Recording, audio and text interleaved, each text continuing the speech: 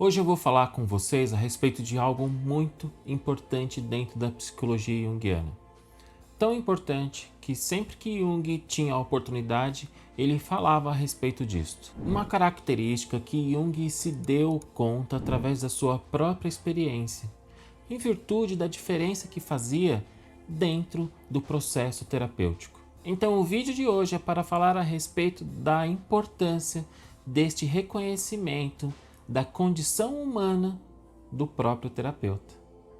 Nós vamos entender como isso faz diferença, como isso é relevante dentro deste processo de análise, dentro da psicologia junguiana.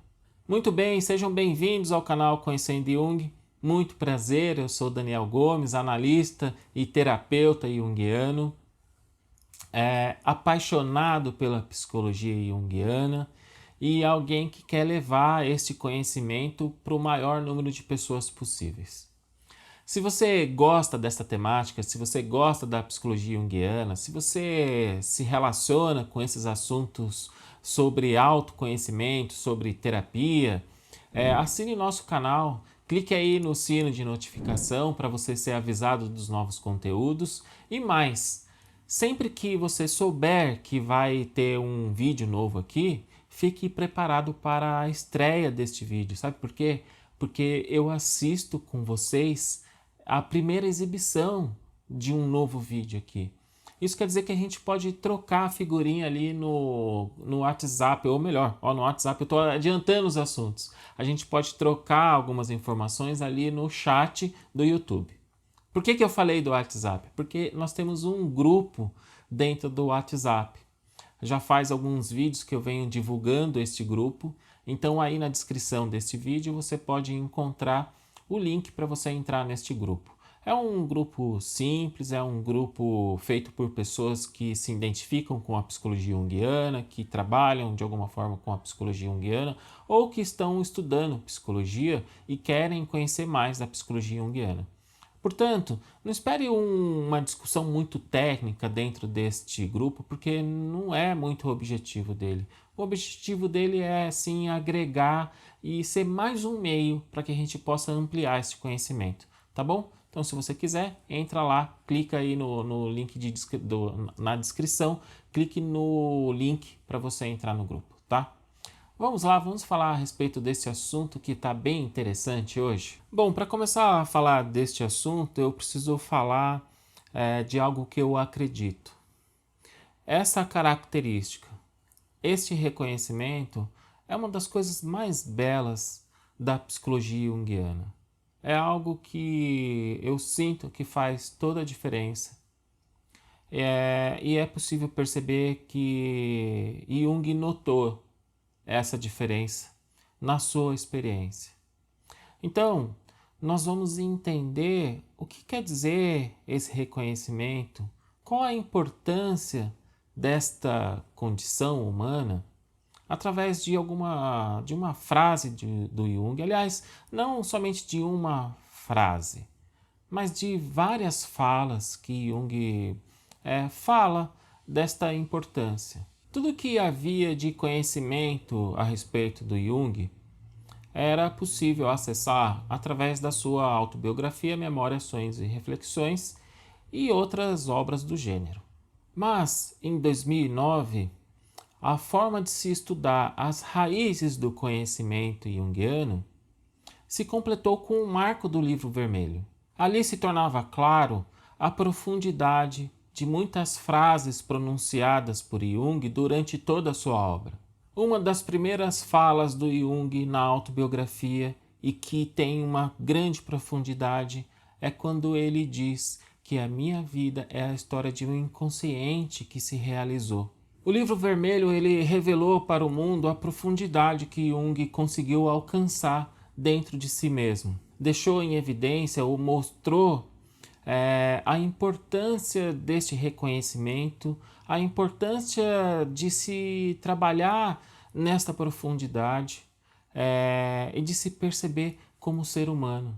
Essa experiência vivenciada por Jung deu a possibilidade de ele entender que a transformação dele influenciava diretamente a transformação do outro. Vamos ver uma fala do Jung que ele deixa claro isso. O trabalho analítico conduzirá, mais cedo ou mais tarde, ao confronto inevitável entre o eu e o tu e eu, muito além de qualquer pretexto humano. Assim, pois é provável e mesmo necessário que tanto o paciente quanto o médico sintam o problema na própria pele. Ninguém mexe com fogo ou veneno sem ser atingido em algum ponto vulnerável. Assim, o verdadeiro médico não é aquele que fica ao lado, mas sim dentro do processo. Então, o que Jung está falando para a gente? Não tem como a gente estar dentro desse processo terapêutico e não se envolver de alguma forma. Mesmo que eu não queira me envolver, eu vou estar envolvido. Eu posso até ter a ilusão de manter uma certa distância, né, de seguir alguns protocolos que são impostos para quem quer ser um psicoterapeuta. Mas só o fato desta condição humana já coloca você dentro do processo. Esse confronto vai acontecer entre você e aquela pessoa que está na sua frente. Esse fato foi muito bem captado por Edinger quando ele fala que a psicoterapia depende tanto da abertura do psicoterapeuta quanto do cliente. E essa fala do Edinger na Anatomia da Psique, ela está baseada na seguinte expressão, ou melhor, na seguinte fala do Jung. A personalidade do médico e do paciente com frequência tem uma importância infinitamente maior para o resultado do tratamento do que o médico diz e pensa. O encontro de duas personalidades é semelhante à mistura de duas diferentes substâncias químicas. Se houver alguma combinação, ambas substâncias se transformam. Em todo tratamento psicológico efetivo, o médico está fadado a influenciar o paciente. Mas essa influência só pode ocorrer se o paciente tiver sobre o médico uma influência semelhante. Não se pode exercer influência se não se for suscetível à influência. É provável que esta fala do Jung se dá através da observação de si mesmo, através da observação que ele fazia da evolução dos casos, da maneira como aquelas pessoas que estavam em análise com ele estavam influenciando ele, influenciavam o inconsciente dele, influenciavam os sonhos dele. E na medida que ele abria esses conteúdos dele para a outra pessoa, para aquele cliente, aquele paciente dele, ele percebia que algo novo acontecia, que a abertura dele, a entrega dele fazia grande diferença no processo analítico.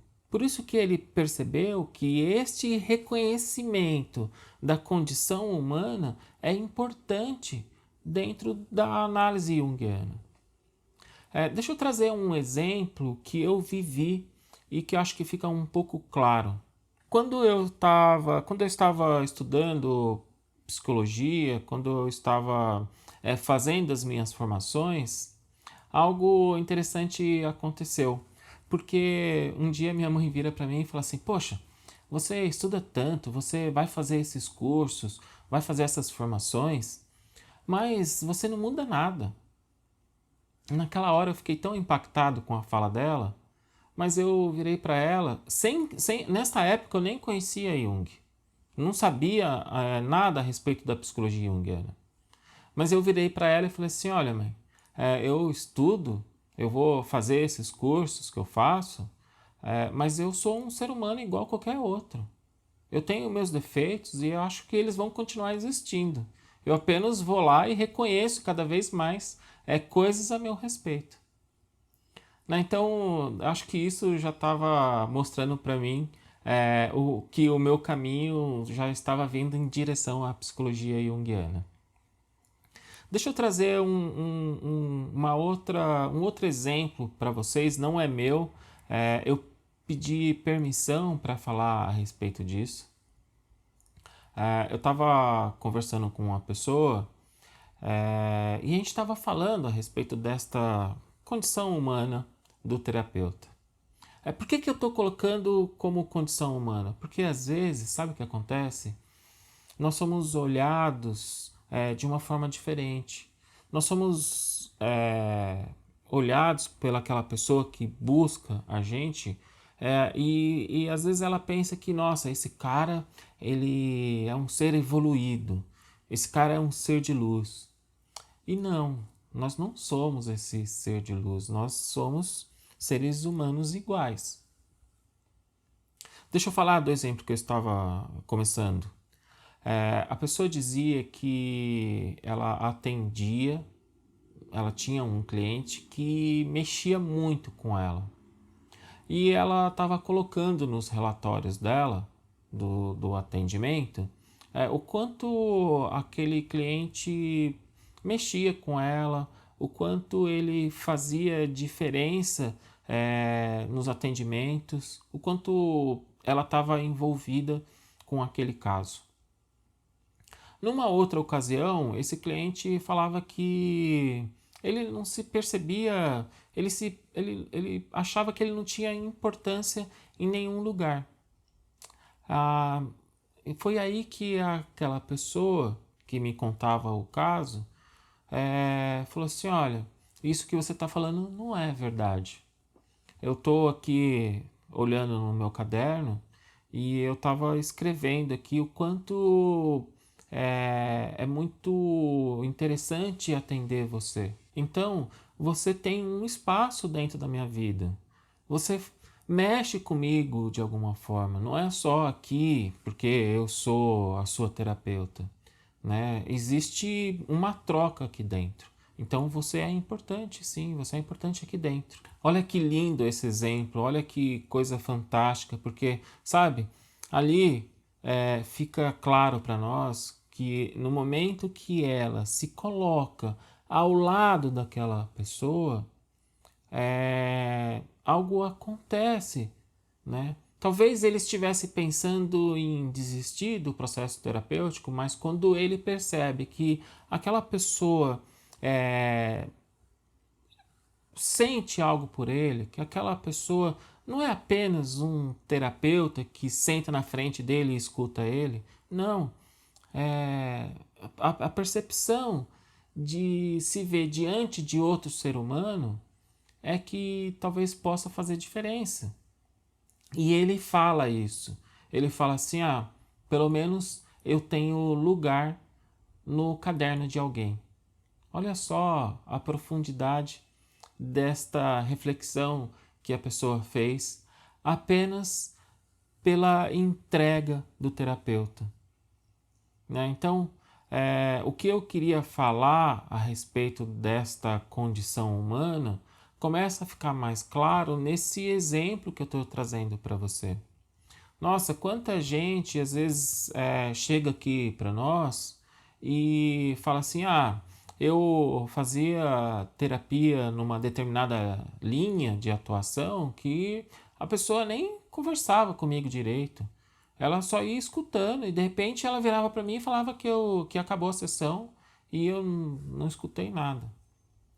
Eu não estou falando que a gente está aqui para ficar dando conselhos. Não, não é nada disso.